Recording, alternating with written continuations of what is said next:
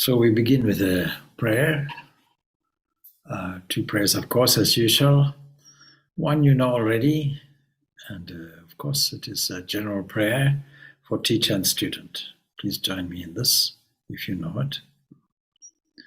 Om Sahana Vavatu Sahano Bhunuktu Saha Viryam Karavavahai Tejasvinavaditam Astoma Vidvishavai.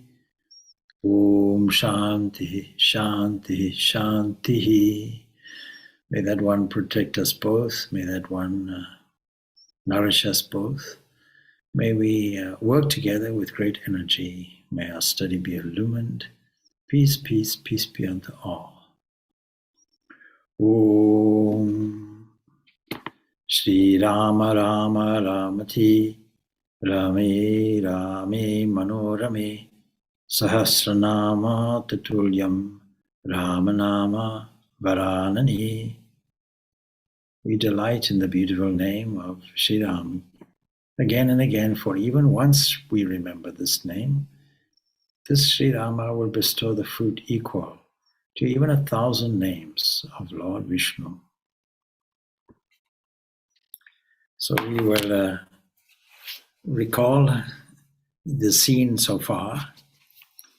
And Valmiki has spent a lot of time enhancing the drama so that we may visualize the contrast and drama going on. And we also see, of course, in our neighbor, in Britain at the moment, something similar in the sense that there's an element of grief. We know that any disappointment from there to actual bereavement about death has the same essential components to a greater or lesser extent. The great medical doctor and psychologist Elizabeth Kubler-Ross, specialist in bereavement, outlines from her investigation a number of different phases. First of all, we can hardly believe such a thing. And then an element of guilt comes in, self-blaming comes in, and then blaming others comes in, and anger comes in. And so a number of emotions come up, and these emotions we can see are, humanly speaking, affecting everybody in the story.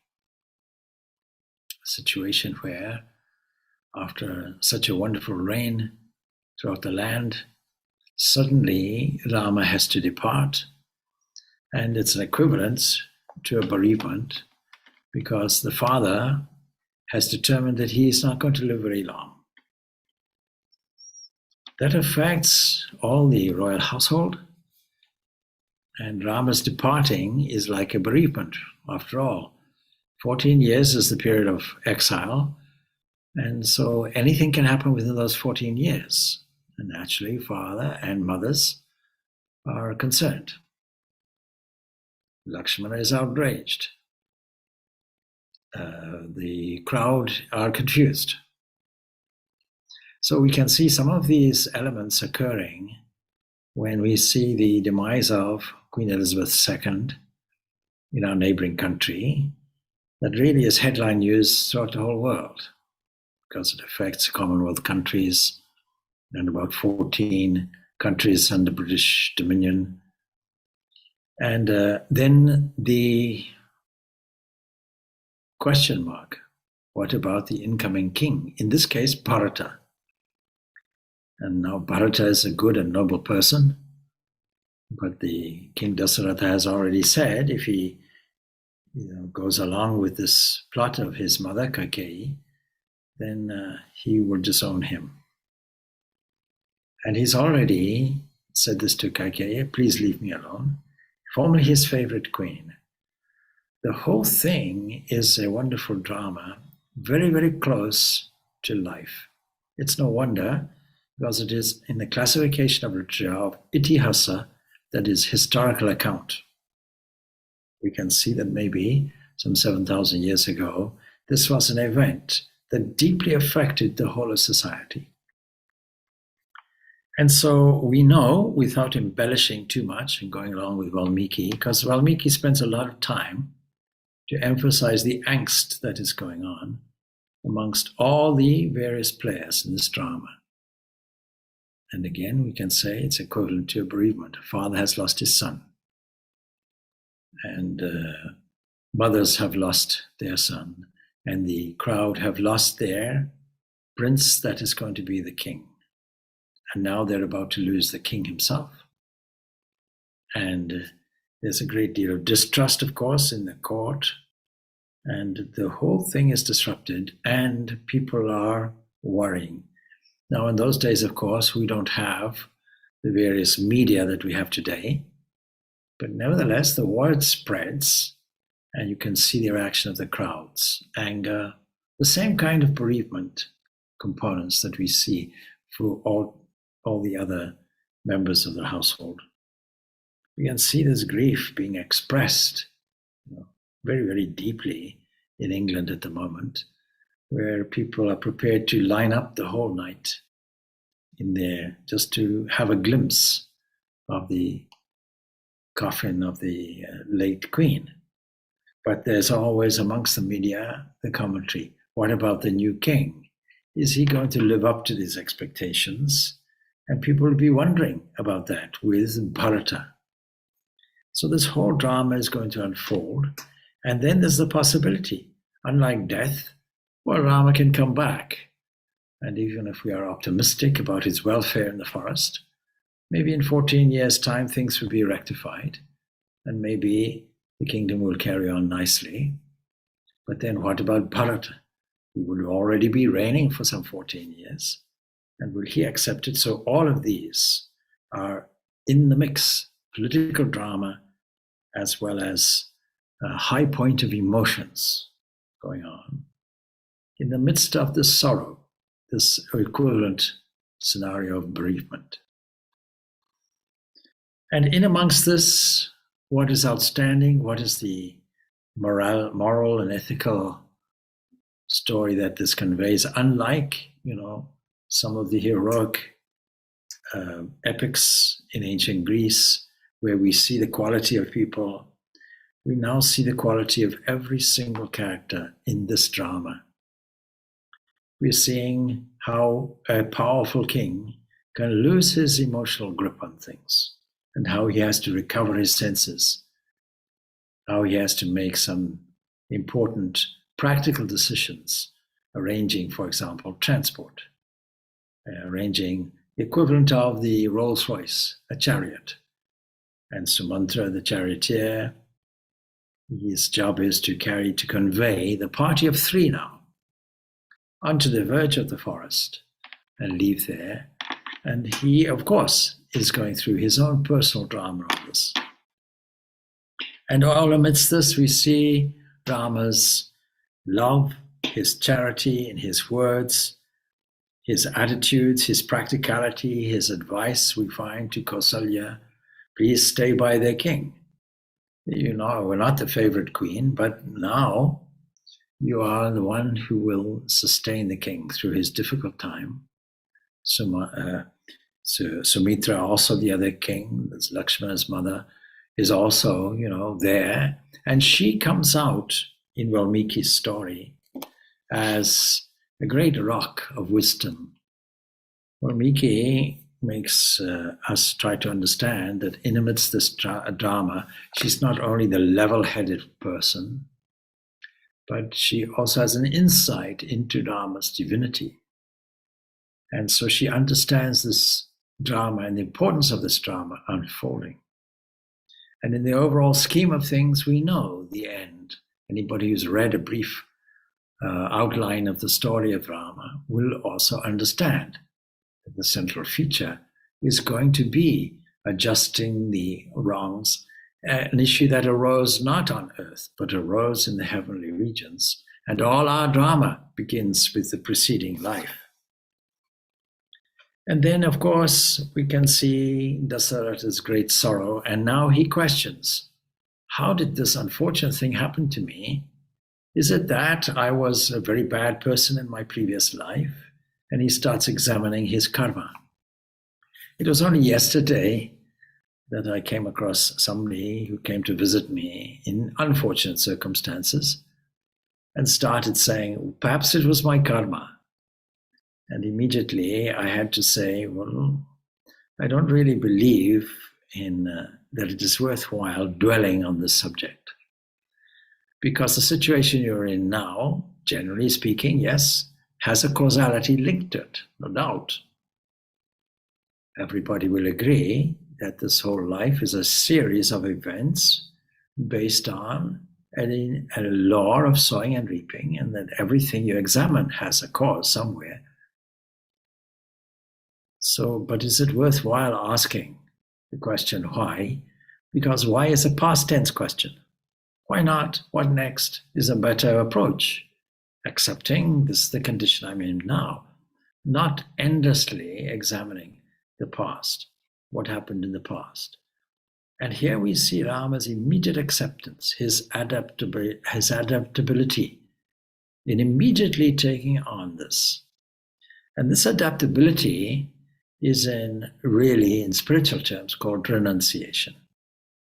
There was a question the other day in terms of question and answers about renunciation. Should we renounce? There was a quotation from an approach to different devotees and a dialogue taking place in the Gospel of Ramakrishna. And we have to understand that any good teacher will have to adapt his answer to suit the person. You can't have a standard answer for everybody. Everybody's in a different situation with a different approach to their problems is necessary. Providing different solutions to everybody, bringing out the great tools of wisdom that a great teacher has.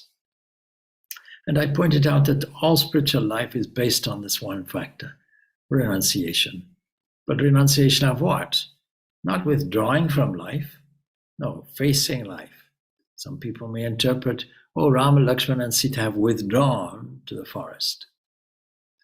Well, they've been forced into this situation, but there are many things, many adventures, many difficulties, many obstacles that will take place in the forest.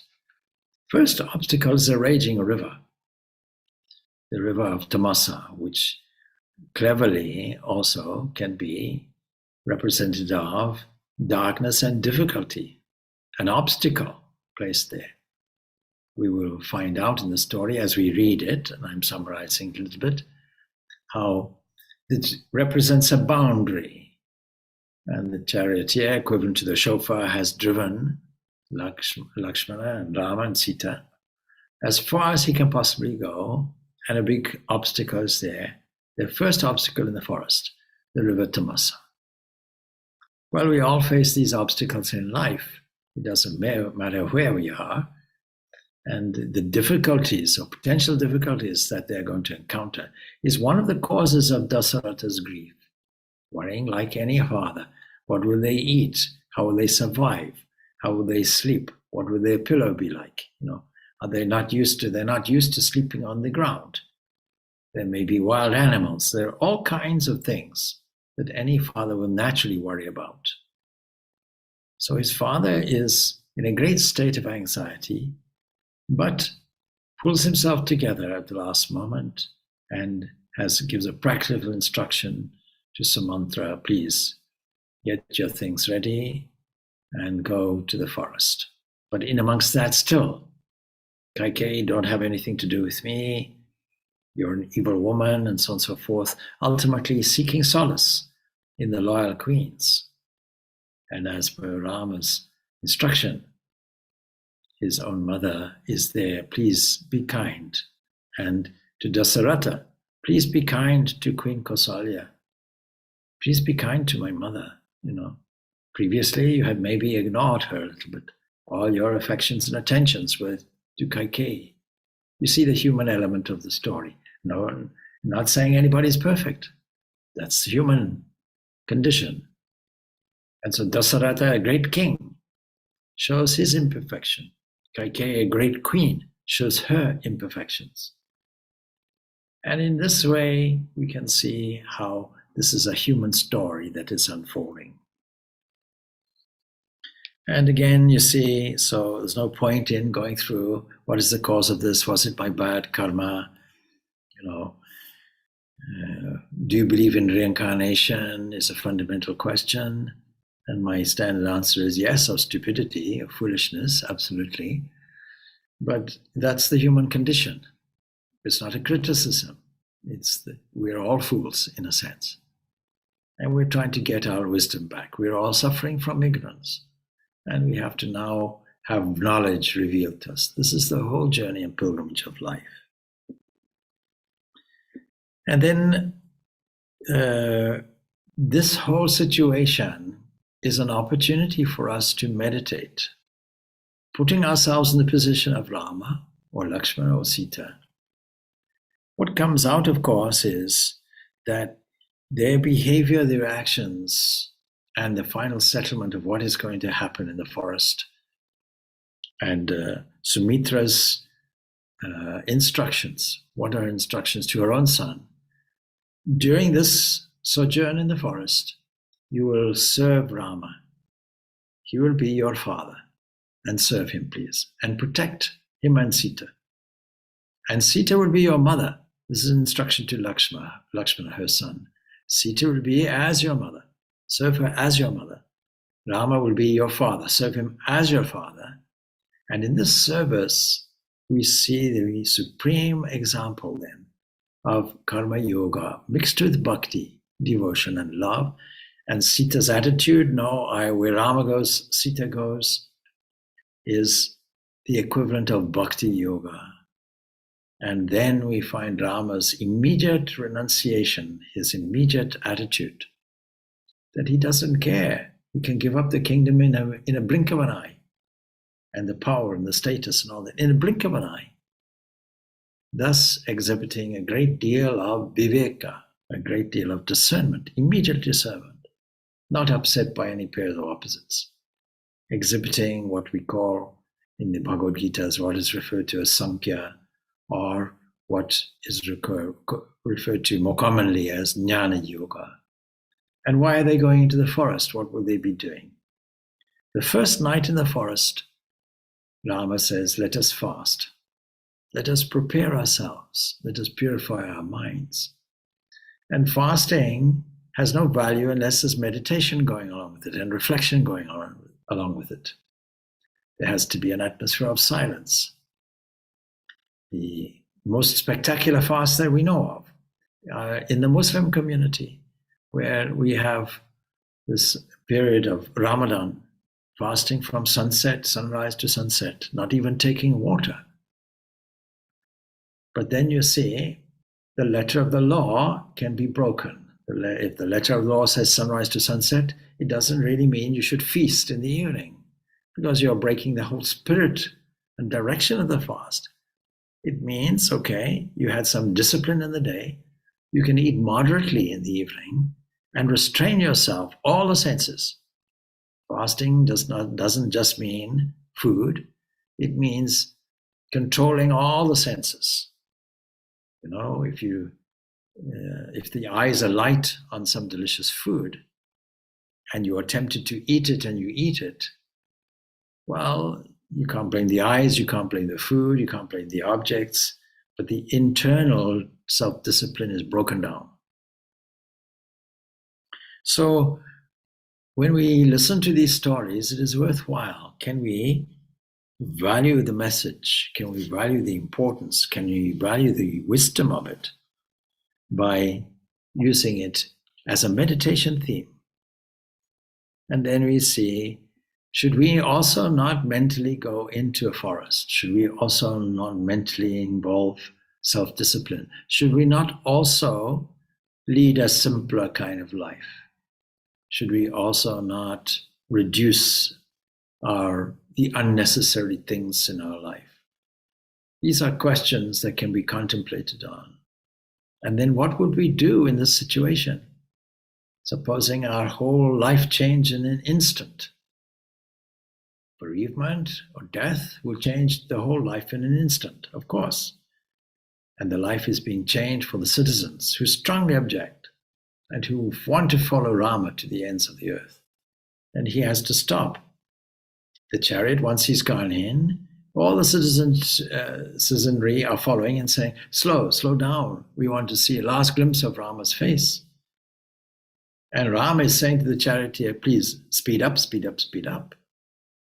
Because, why linger on this tragic scene? It's not good for the citizenry. It's not good for us. We have a mission. Let's go. So in all of this, an attitude of, let's accept the next moment and move on and see what happens.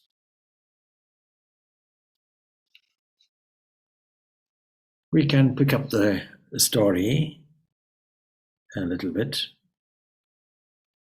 So Rama's is the embodiment of duty, and you can see how individually adaptable he is. He is dedicated to truth, dedicated to jnana, and so on. And even when he comes across some brahmanas and they say, oh, how unfortunate these horses even have to deliver these departing souls. Rama, hearing this, says, let's stop the chariot and start walking. Every part of the story is poignant with meaning, therefore, for us. Lowering his eyes as he was leaving, this is going back to the scene where he is there with Dasaratha. Rama said, Father, I leave behind my mother Kausalya, blameless and tender-hearted lady, bereft of her son in her old age. This sudden fate is bitter to her as death. But she consents to live only for your sake, to share your sorrow and console you. You can see how Rama's compassion and practicality also mixed. His father is grieving, mother is also grieving, but the mother is motherly, and you have to be kind to her also. She's only living for your sake. You can see here all the elements of nobility, noble living, and noble sentiments. She is incapable of harboring an unkind thought towards anyone, and she's never before felt the pang of such a poignant parting. So be kind to her when I no longer here, and when I return after my long exile. So he's saying, I will return. He knows the future. He's giving assurance with these words. When I return after my long exile in the hope of putting my head on her feet, let me not hear that she has died of sorrow, please. You can consider her also, not just your own sorrow. And so Rama spoke, unable to bear the thought of his mother's grief. And as Rama went on speaking thus, Dasaratha couldn't endure the sight. He covered his face in his hands. And so that's the scene that we left off with last week. And then it brings us to another chapter, and that is going to the forest. So now, after all this, and the king lies prostrated, speechless, and so on, finally he recovers his strength. And half unconsciously, albeit, he says, surely I must, in my previous birth, have inflicted hideous suffering in the loving hearts. And as I discussed before, I must have torn calves from their mothers, he says. He's thinking all kinds of imaginary horrendous scenes. And, how else could I suffer thus? I must have led a terrible life. And after death does not come when we want it. Now I have to endure the torture of always having before my mind's eye my godlike son deprived of his birthright, living the life of a hermit. And so how bitterly you cling to those who would be rid of you. Rama has gone into exile, and yet I do not die. And we may say all our psychological, emotional pain comes from attachment. So along with our discernment has to come this quality of vairagya. And this is clearly pointed out. Viveka Shudamani is one of those texts that points out that for a student of spiritual life, these four things are necessary. There is naturally viveka, discernment, vairagya. Vairagya, detachment. Detachment is its result. That doesn't mean to say we detach from things. It means this tyaga mentioned, for example, in the 18th chapter of the Bhagavad Gita, is renouncing the fruits, detaching from the fruits, understanding this world does not belong to me, does not belong to anybody except the Supreme. Anyway, so a little later, the king's mind becomes clearer. He's then asking Sumantra, get ready the chariot, take my sons and Sita. Sita, we know, is also called Janaki, the daughter of King Janaka. Take them to the frontier of the kingdom. So it's not that Rama is going to be within the kingdom. He's now going beyond the boundaries. He's being exiled beyond the nation.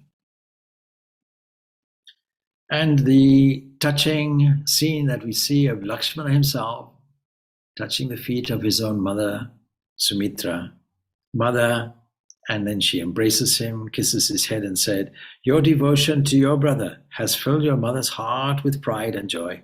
It's your duty, son.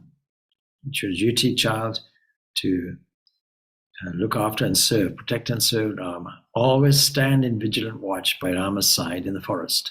For this reason, when they have now gone to the edge of the forest, in other words, the edge of the kingdom, the boundary area, the river Tamasa, and Rama and Sita, they sleep. Lakshmana stays awake the whole night, and Sumantra, unreluctant to leave, also stays, both of them as protectors and servants, and they discuss and talk the whole night, but they stay awake. Anyway, Sumitra is saying, okay, please go with my blessings, go in the forest and regard Rama, as I said previously, as your father. Look on Sita or Janaki as myself, as your own mother. And the forest will be to you as Ayodhya. So everything she's saying is entirely positive. Go cheerfully. God bless you. And we find in the midst of all this sorrow and departure, two stable elements here. Rama, who is unmoved, largely speaking. But Sumitra exhibits wisdom and positivity with it. And so in the story of the Ramayana, Sumitra is a woman of few words in this story, but she has mature wisdom, great tact, infinite courage, and she's full of faith. Hope shines like a flame when it has gone out in all others. And this quality should be inserted in our own meditation as well in this scene. Then she's saying, Sumitra, ascend the chariot. God blesses you. Tell me where I am to drive, says Sumitra. We have to understand that there is Sumitra and there is Sumantra, two beings with similar sounding names. They all get up into the chariot, and now they are cheerful, more cheerful, because her words have cheered everybody up. And Kausalya, that is Rama's mother, makes up for Sita a packet of small personal requirements. Of course, they need essential things for their forest journey: shields, bows and arrows, other weapons. They are, after all, still Kshatriyas, military people. But more than that, practical things are mentioned: pickaxes and baskets. They have to probably arrange shelter using the materials of the forest, and baskets to carry things. And these would be essential in forest life. If you were stranded on desert islands surrounded by forests, being asked to sustain yourself in some way, these are the essential things you would need: something to cut and something to hold materials in. And so this is emphasized as well. So the life begins now, a new chapter, a new adventure. And of course, they can't get out of the Ayodhya so quickly. We can imagine the crowds in the street are crying to the charioteer, go slow, as I mentioned. And Rama is saying, please speed up, speed up, speed up. Let's get out. But he has to address the crowds, no doubt, and assure them amidst their concern and also the temptation that they will just take him back, And anyway, we see him as the hero, and all the citizens see him as a hero dedicated to Dharma, as he explains why he has to leave. And Rama was saying for the good to the good charioteer, go faster, because the people are trying to slow him down a little bit.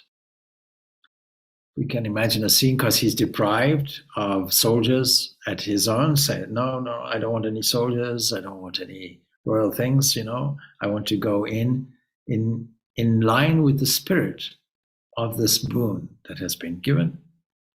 And so you can see the crowds all surrounding him, not like police or anything, cordoning off people, nothing of this nature. And of course, the king steps out of Kaikeyi's apartment and looks at the departing chariot. He stands there for a long time, even seeing the cloud of dust left behind, and trying to glimpse a last glimpse at his beloved Rama. And when all of this even was out of sight, then you can see he lapses back into grief. And again, Kausalya on one side, Kaikeyi on the other, and Dasaratha just saying, Kaikeyi, stay away from me. It's all finished between you and me. I renounce you here and now. Finished. And again, if Bharata, your son, agrees to your arrangements and accepts the kingdom, then he should not be involved in my obsequies. We see this clearly, how the sons of Queen Elizabeth and the children of Queen Elizabeth are so involved in the funeral rites and services and so on. It's a very important thing for them and the nation. And so for one of these sons to be banned, to have nothing to do with the funeral arrangements of King Dasaratha when he passes away, is a real issue. And then, of course, he's worrying about Rama's condition, How can he live in the forest, sleep on the bare ground, a stone or a log for a pillow? And what will he eat? Will he eat fruit and berries? He's not used to that. And so he goes on like this. Same thing with us, when we have a difficult circumstance, we continuously review the issues and the memories over and over again. I often say that it's easy to forgive, but it's not easy to forget. And if you never forgot, then you never forgave. And then sometimes he would, a little sarcastically, turn to Kaikeyi. I hope you're happy. I hope you have success now. And long may you live as a happy widow. And so he's heartbroken, he's empty, and so on and so forth. And he goes for comfort to Kausalya instead. To the extent that even at midnight, says Valmiki, he says, Kausalya, are you there? Touch me with your hand. My sight is gone with Rama. I cannot see. And poor Kausalya does her best to comfort him. But what comfort is there for a wounded heart? And then we find the same difficulty when somebody is suffering bereavement. It was this last week, beginning of this last week, that I heard that a 42-year-old neighbor had passed away. And we gathered at her house with the local neighbors. And unless you have suffered this bereavement, how will you be able to comfort people? So people avoid you, and they say, because they'll say something like, oh, sorry for your loss, or whatever it is. But there's no real understanding of it, and it requires empathy. So she does her best to comfort him, and for the slow, sorrow-laden hours they crawl by, from watch to watch, the cold night seems to her a devouring flame, and the gentle moon fierce as the noonday sun. This is how Valmiki describes the scene. And then to all the sorrowing, Sumitra comes in. Sister, you have heard the Shastras and know Dharma. Why should you grieve like this? It's your office, it's your duty, it's your, you know about it, to put courage to others. You should not lose heart yourself. Rama has gone to the forest for guarding the king's honor. You are indeed blessed among women, for you are the mother of a hero who has scorned a kingdom and preferred to uphold his father's honor. This is true heroism. Not fighting on the battlefield. This is true heroism. Why should you grieve for a son who fulfills a difficult duty to perfection? We shouldn't feel sorry for one who walks in the path of his ancestors and wins undying fame. I am proud that Lakshmana has accompanied Rama and Janaki, and though knowing well the hardships she has to face, she has gone with her husband. Isn't this a glorious scene? And so you see, in our own minds, our own inner wisdom has to adjust the overwhelming influence of emotions. And we always have to judge our activities and our reactions correctly. This is the voice of the intellect coming through, the voice of balance, without which we will just sink into emotional despair and depression. And it's no occasion for grief. His purity, his virtue shall be a shield armor to these other people. So, you see, I was once asked when I became a bereavement counselor myself in Zimbabwe, and I was interviewed for a magazine, and they said, so what is your position, philosophical position or religious position, if you will? Well, the Bhagavad Gita tells us that the wise grieve neither for the living and the dead, and they were shocked. And I said, but of course, we're not wise. And for that reason, we have to go through our grief, but we always have to make an adjustment at the end. It's not that we are shutting down. It's not that we are repressing our human emotion, but we're bringing some balance to it, and bringing out another emotion of pride in nobility, emotion that is a joy about dharma, and seeing things from a different perspective. So this is what Sumitra is bringing to the table. And she goes on, he is so great and holy that the sun rays falling on him will not burn him, and the wind that blows will caress him with his coolness, his pure frame as he sleeps at night. In other words, have faith. Faith is the balancing antidote to fear and all kinds of negativity. And faith means faith that our resources are well sorted out. Faith that there is a divine design and plan for all of us and for life in general. Faith in ourselves as there are infinite possibilities that are contained in the discovery of our own nature. And faith in scripture and faith in our teacher. All this faith has to come out. That's the antidote. And then she also tells her Sita is with her. And then she has this insight. Sita is with him, and Sita is no other than the goddess Lakshmi, and she has previously said, and Rama is none other than the Lord of the world. So she has this insight into this divine aspect. And in difficult moments, we have to have the same insight. Seeing the self in all beings in the self. even changing it in a devotional way, seeing God in all beings and all beings in that supreme ruler.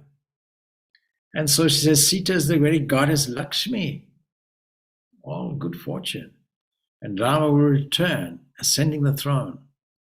So she's also making a prophecy. He will come back in 14 years, he's there.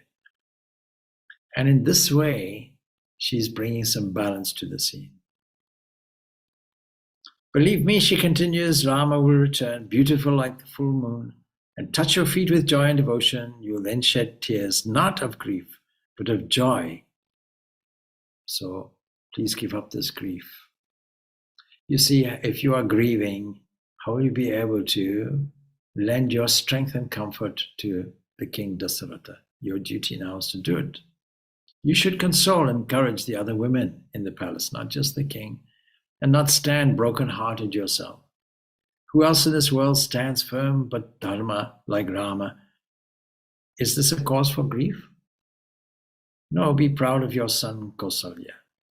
See, even in the midst of death, the person who is dying is not the unfortunate one, even though technically the dying person is leaving their bank account, their house, their family, their relatives, their friends, everything.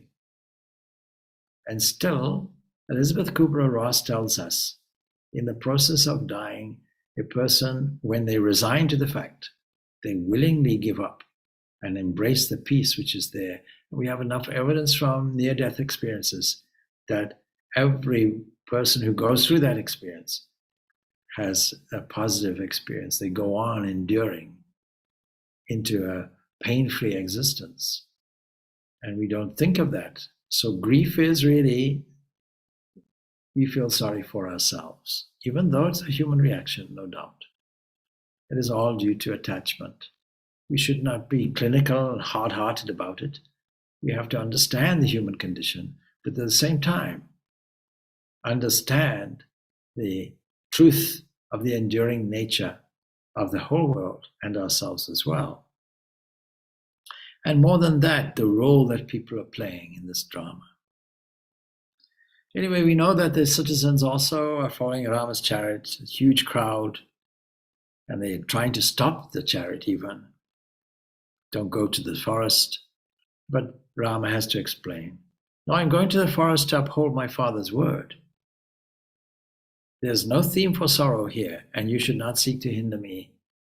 He's also in a balanced frame of mind, telling them of the truth of this and balancing their grief with the nobler sentiments of duty. Of course, the citizens are not in a listening mood, and he has to address them. Citizen of Ayodhya, I know the love you have toward me. You will show it best by transferring it on my behalf and my behest to the next king, Bharata, who's going to come in. And nothing else will please me more. He's good, he's noble, loyal, royal qualities, full of worthy of love, and so on. And so in the context of Queen Elizabeth's death, we also have to see that the new king will be taking over, and he will succeed when he has support. And the evidence is like that at the moment. Anyway, he's encouraging the citizens, saying, Bharata is your king. You owe him loyalty and you owe him affection. And now I'm going to the forest. I'm going there to fulfill the word of my father, the king. And he has appointed Bharata as the Yuvaraja, the prince in waiting. And Bharata is in every way fitted to the position. Of course, Bharata himself is away on family business. And he is oblivious to the whole drama that's going on.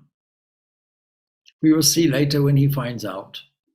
He puts Rama's shoes on the chair and declares himself to be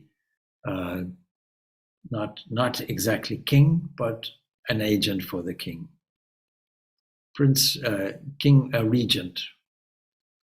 Regency is a term used for acting on behalf of the king or the queen, but not actually being the king. Anyway, Rama's words are all full of love, but some brahmanas who are old in years and excellent in their virtues, they look on the chariot and they weep and they say, "Why, O horses, do you carry out Rama into the forest? We have heard it said that horses are sharp of hearing. So listen to us and bring back Rama." Even they want Rama back. But hearing the words, Rama makes a decision. He stops the chariot. And the three of them get down, and from there on they walk forward. And they reach, as I mentioned, the river Tamas. And the poet tells us that even the Tamas seems to conspire with them, for now it's flowing way across their path. The chariot, of course, is stopped, and there by the riverbank, and Sumantra, he unyokes the horses, waters the horses, lets them loose to graze on the grass there. And Rama says, well, this is the first night of our forest life, so let us spend our life on the bank of this holy river. Life in the forest holds no hardship, as you and I know. So, because look at the birds, look at the animals, even the trees seem to sympathize with us. They live well in the forest. We have to be the same. And the only pain then is when you think of the grief of our parents in Ayodhya. Yes, if you think on those things, you'll be sad and unhappy. But Bharat is going to take over. Don't worry about the kingdom. Don't worry about the parents. He's going to attend to all of these things. And so Samantra, go and look after the horses. And he offers the evening prayers by the river. The urgency of leaving was also in connection with that. They have to arrive at a time which is not exactly after dark, but is suitable for offering prayers by the river. What a beautiful scene. And then he declares, let us fast. And that's what they do. Lakshmana spreads grass on the ground for Rama and Sita, a kind of bed to sleep on. But he himself, as I said, spends the night in vigil talking with Sumantra. And now we pick up the story again. So long before dawn, Rama gets up. And he tells Sumantra, okay, the citizens who have followed us, they're also tired from their long journey, and they're all fast asleep. I am deeply moved by their affection, but I can't permit them to force me to go back. So let us therefore move on, even now, while they are yet asleep. And that solves the problem. Let us move out clandestinely. So the horses get harnessed again, and the chariot moves slowly and crosses the river. And standing on the southern bank, Rama tells Sumantra, okay, if you take the chariot to the other shore where the people are asleep and drive it for a little distance toward Ayodhya, then bring it back to this side, we can proceed on our journey before they all wake up. And they'll see the track of the chariot going towards the city, and thinking that we have returned home, maybe they'll also go back. So a solution is found like that. You see, if you don't do that, the whole crowd will follow us into the forest. And so Sumantra faithfully does this. And when the chariot returns, the three get into it again and proceed southwards. And of course, the citizens who had slept on the bank of the Tamasa, they wake up in the morning, they look around, they were surprised to see, oh, Rama and the chariot, they've all disappeared. And so they follow the track of the chariot wheels, and they get disappointed to find it was all lost in the main road to the capital. And so they all return home nicely. And you can see the wisdom of this action, and you see how Rama has really thought this out carefully for the benefit of everybody and has not disturbed his ongoing journey. But you see, of course, when they return, they see that they're not happy with Queen Kaikeyi. The situation has changed. It's not the same city that they left, because without Rama, the city is bereft of beauty and wrapped in gloom, as if there was a death. And Sumantra and the princes had, of course, crossed the river, as we say. They'd done it long before dawn, and they traveled far into the forest. And then they managed to cross several streams, we can imagine, and approach the southern boundary of the Koshala country. And now they have to go across. And as they journey, Raman says to Sumantra, I wonder when I shall hunt again in the forest of Saraya. Is hunting good for princes? Perhaps it is, in moderation. The question arises, they are Kshatriyas. They are used to hunting. And the question arises, in the forest, is it permitted for us to carry on like this? Because if you live in a forest, it's not usual. And thus, having a conversation on these ethical matters, he goes forward. And of course, they reach the southern boundary of the kingdom. And chariot stops, everything stops. And the chariot now faces north towards Ayodhya, and bends his head towards Ayodhya. This is the drama now, saying that it's a jewel among cities. And we've heard as we started the story how ideal Ayodhya was a city, with conveniences and sewage and fountains and parks and cultural facilities, good housing, and governed well, and lots of food, grain storage, etc.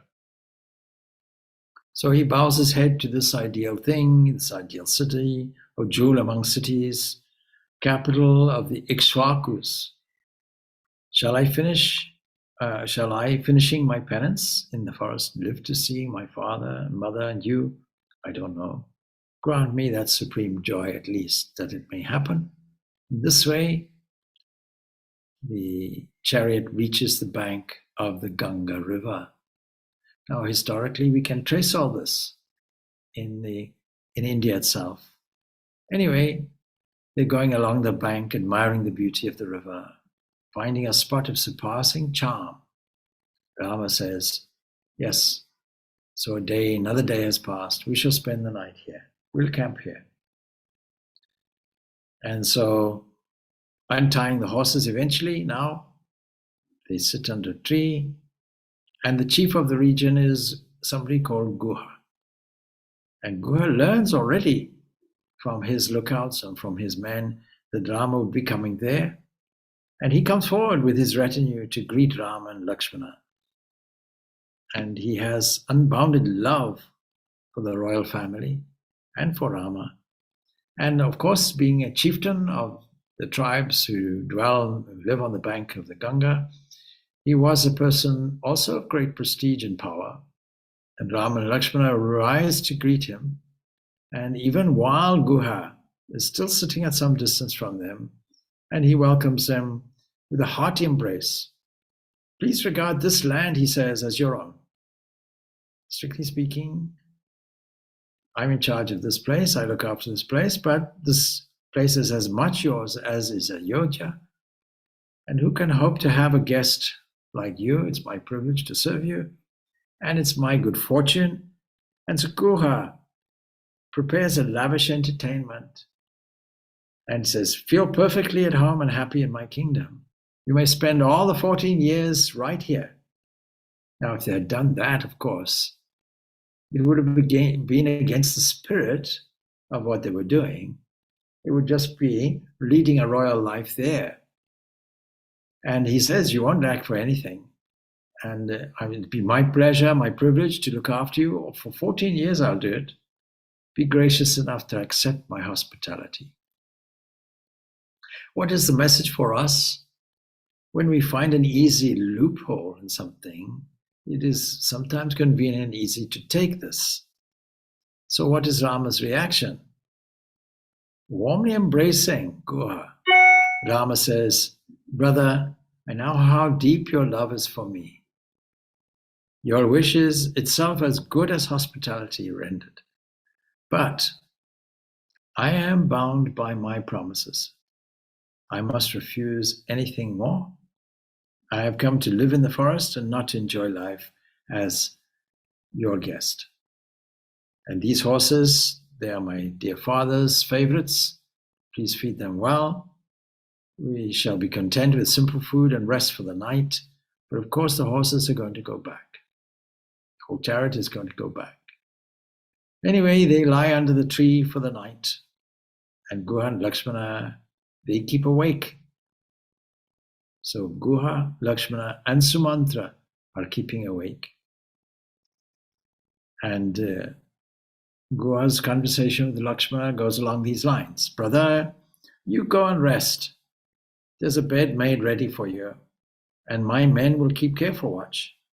And no one will dare to do anything in the forest because I know what's going on in the forest. I will know everything.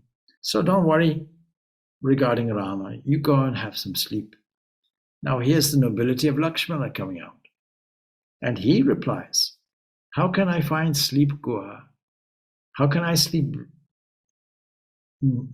Here, lying on the bare ground, is Sita, the daughter of the great Janaka, daughter-in-law of the great Dasaratha, the great Purushottama himself, who could subdue the three worlds, lies stretched on the grass here, Rama. How can I sleep? Who sees this? And I wonder how Ayodhya is bearing it. Going back there, the queen's apartments must be loud, they must be all in turmoil, they must be wailing in sorrow, even now. And I even doubt if at this moment Kausalya and my mother are alive. They might be both dead. My father indeed found strength somehow to say to Rama, go to the forest. But I doubt if he has strength enough left to survive Rama's actual departure. And so these are things that are concerning me. How can I sleep? And if he has passed away, our mothers too would have given up their lives, and here we are deprived even of the privilege of doing the last offices to the dead. These are the components of insomnia. And if you suffer from insomnia, it's only because you're worrying about these things. And this is equivalent also to lack of faith. In any case, he says, it's hardly possible that our father and mothers will be alive to greet us when we return to Ayodhya after our term in the forest. Rama is the optimist. Lakshmana now is the pessimist. You'll find as the story goes, it momentarily changes. Anyway, Lakshmana is speaking in sorrow, and Guha is in tears now, through compassion and empathy. And the night gets passed in this kind of sad conversation. Now you can see that Rama and Sita don't suffer from this because they are sleeping. They don't have this insomnia. And of course, early in the morning, Rama tells Lakshmana, well, I think we must now cross this river. And he asks Guha to make ready a boat. Then the boat has to be big enough for crossing this broad river. And the river is the Ganga, we know this. And so Guha orders his men to get this done. And he tells Rama, and Sumantra bows low, stands before Rama, seeking his further commands. What more? I brought you here in this chariot. We're going to cross the river. You tell me now. And of course, he's reluctant to separate. And Rama understands his difficulty. So putting his hands on Sumantra's shoulders says, you please now return to Ayodhya. And don't just linger. Go with all haste, with all speed. Be at the side of the king. And make your duty now to look after him. And so Sumantra, his reluctance, also his learning and culture at this stage is just of no value to him. You and your brother and Vedehi, that's Sita, of course, they're going to live in the forest. What is going to be our lot? How are we going to fare under Kaikeyi's rule. He's assuming that effectively it's Kaikeyi's rule because it's her son who's going to take over. And Sumantra all the time has been stoic. He now breaks down and weeps like a child. And though the scene moves to this and wiping the tears from Sumantra's eyes, Rama says, no, our family has no nobler friend than you. And it'll be your task, please, to go and console my father as his faithful servant. His heart is a river of grief at this point. And whatever he wants you to do, you just carry out, please, dutifully. Don't ask yourself whether he wants a thing for himself or with a view to pleasure, pleasing Kaikeyi. Avoid giving him any pain of mind and don't have any worry. Don't worry about us. And you should say this on my behalf to my father, who is currently obviously stricken with grief. Please clasp his feet, as you have seen me do. Assure him from me that none of us, not I, not Lakshmana, not Sita, none of us feel injured or sorry at having been sent away from the city and the kingdom.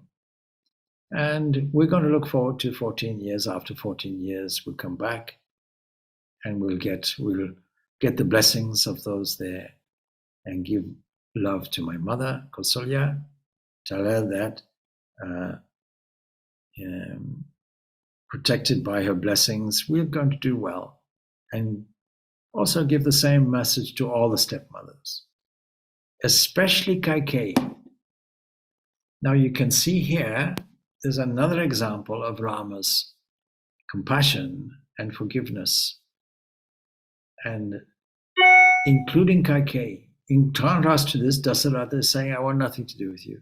Rama is saying, especially Kaikeyi, lest you should think that we have parted in anger.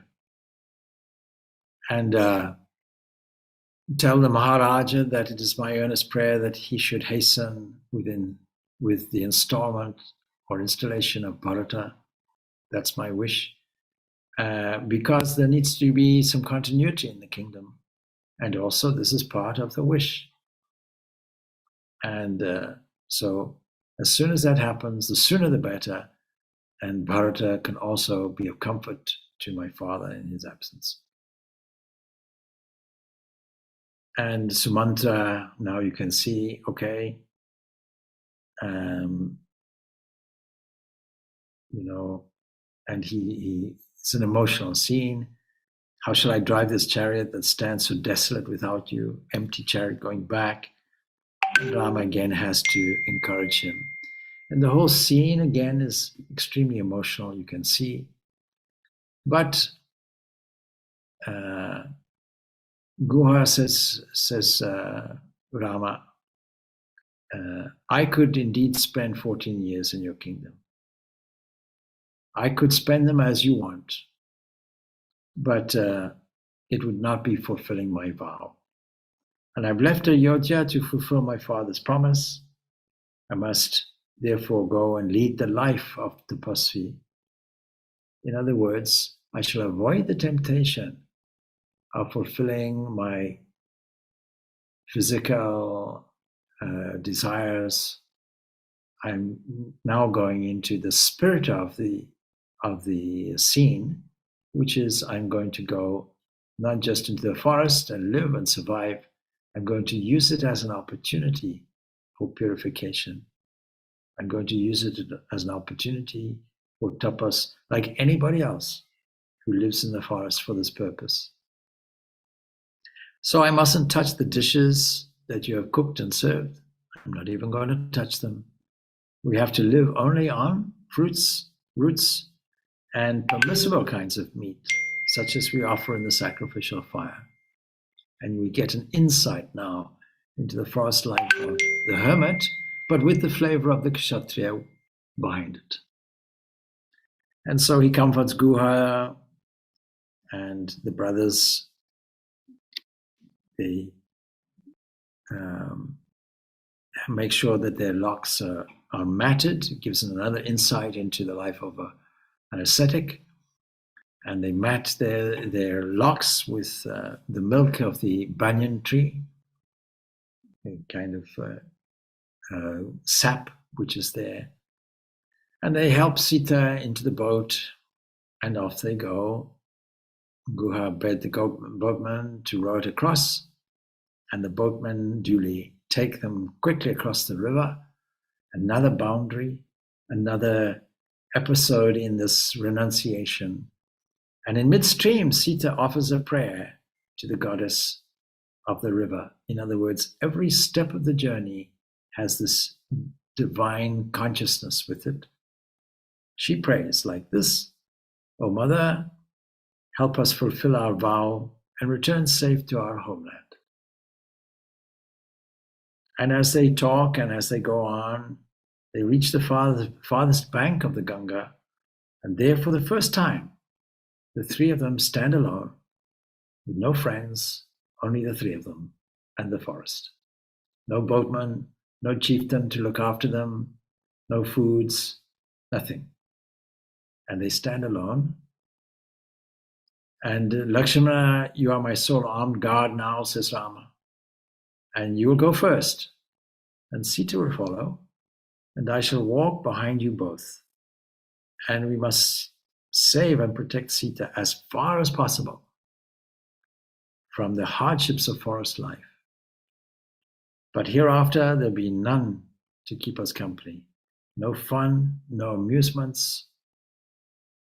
Rama's thoughts went to his mother Kausalya, and at this point I'm thinking of the upcoming retreat, because the upcoming retreat participants will have beds, they will have food, but there is also a forest there, and there is also unbounded, almost unbounded land, acres and acres of it, where people can withdraw into a calmness of mind, a peace, where they don't have to worry about anything, and yet they can enjoy the calm and peace of the environment and fulfill Sri Ramakrishna's advice as a fourfold advice to householders: from time to time go into solitude.